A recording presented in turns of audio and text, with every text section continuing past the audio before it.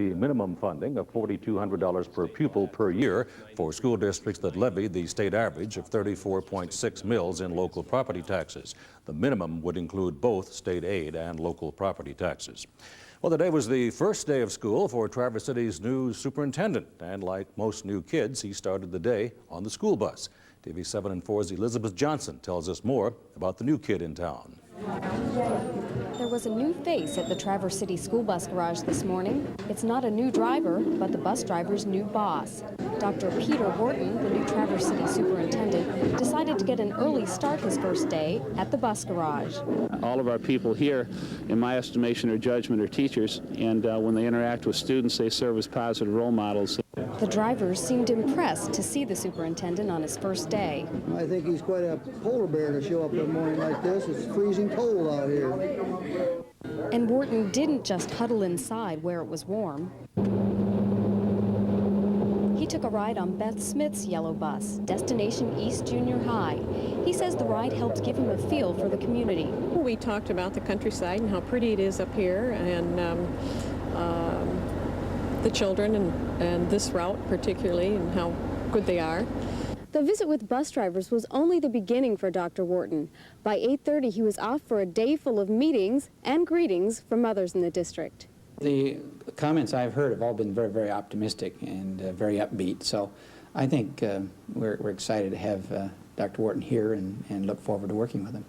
And the bus drivers can look forward to a return visit. Wharton says he plans to spend lots of time out of his office. And I think all too often we fall into that trap of being inundated with or deluged with paper and going to meetings, and I know those are important, but to me this is much more important.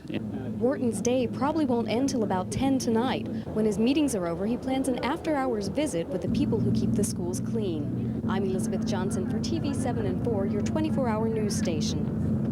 And Dr. Wharton will be working in Traverse City some 3 to 5 days a week until July, when he starts full-time. All of the hikers from a Michigan school who had been missing in the Great Smoky Mountains have now been found. The U.S. Forest Service, as part of the group from a Detroit area school, was seen walking out of the Great Smoky National Park today. That was on the Tennessee side of the park. Another group was spotted on the North Carolina side and airlifted out. The spokesman says there are some minor cases of frostbite, but no major health problems. In all, 117 students and adults from the Cranbrook School in Bloomfield Hills were caught in the area when that weekend blizzard hit. So good news, they're all okay. That's good news. Some snow out our window that I didn't expect to see. We do. A little blob of snow has moved on across the area. Skywatch showing pretty much the whole story. We just have to sit back and watch that, Jerry, and we'll tell us what the weather's going to do. You know, we have it easy now. We'll have the complete details of the weather for you coming up next.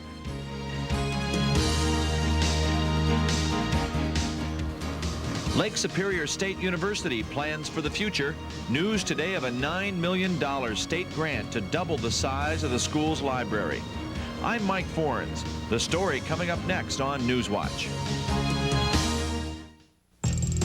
Tonight's weather is brought to you by your Lincoln Mercury dealers. Well, good evening. If you looked out the window in the Traverse City area, at least around 4 o'clock, it was nice and calm, and then all of a sudden, boom. A lot of snow started coming down. This is the scene right here at TV 7 and 4, around 4:30 this afternoon. Now let's go to the TV 7 and 4 Auto Owner Skywatch radar and show you that situation. We'll start off, we're looping it here. This is the latest picture, and you can see that snow starting to wind down. But as we head back to around 4:30, notice moderate to at times heavy snow. Places like Cadillac heading over into Kalkaska County down toward Manistee. It has started to shift to the east and to the northeast and is lightening up quite a bit. So basically anywhere from Traverse City on south and back to the west, the snow is winding down now, but that will continue to move to the northeast in places like Gaylord and Grayling and Houghton Lake. You'll see the snow's picking up here in the next hour or so. Let's go to the Muskegon radar out of the National Weather Service now. You can see that the snow started off across the lake about 3 hours ago and has continued to move on to the northeast. It has ended in places like Ludington. The snow is done there for at least the evening hours. Jack Mitchell in Ludington reported around 3 inches of snow with this burst of snow. And now it's starting to shift on to the northeast toward the Alpena area. Light snow showing up around Alpena. A life cycle on these little bursts of snow that come on across the lake is usually only a couple of hours, and then it starts to weaken. So I would anticipate that the snows will be lighter in this region, maybe 1-2 inches, and back off to the west, places like Kalkaska County, Wexford County, maybe 3-4 inches, and the same in the Grand Traverse area. And you can see that snow starting to move on to the northeast and should scoot on across the northeastern part of the state through the evening hours.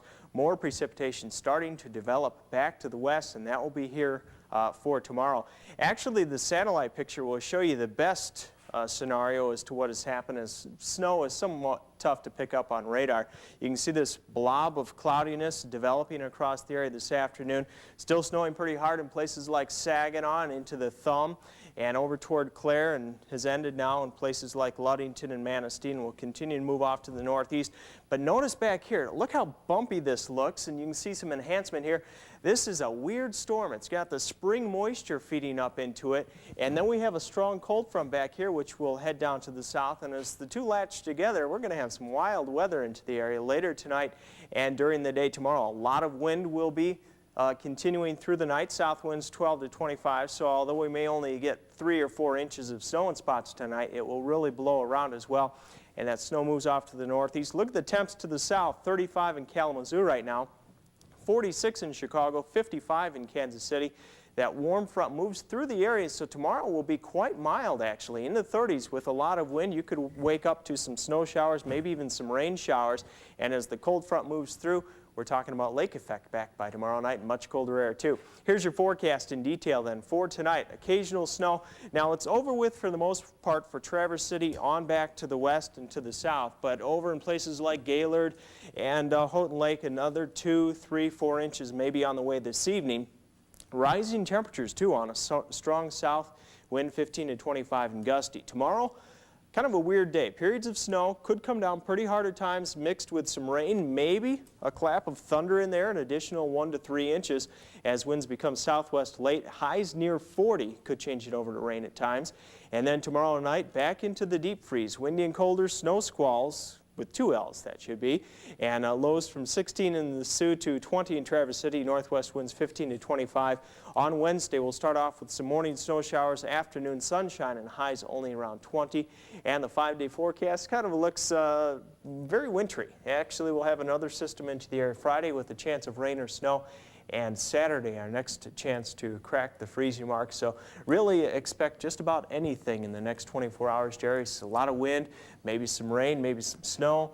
Again, maybe some thunder. Maybe some snow squalls, huh? Snow squalls, yeah, with 1 L. Well, we've had winter storms occasionally. They don't happen very often, I guess, the rain and thunder and snow. Does happen, though. This will be a springtime type feel to this thing. It could be slippery, though, if that all happens. Could be. All right, well, you'll keep us posted. Will do. All right. Coming up next, some long-awaited funding for an Upper Peninsula university. We'll have that story when we return.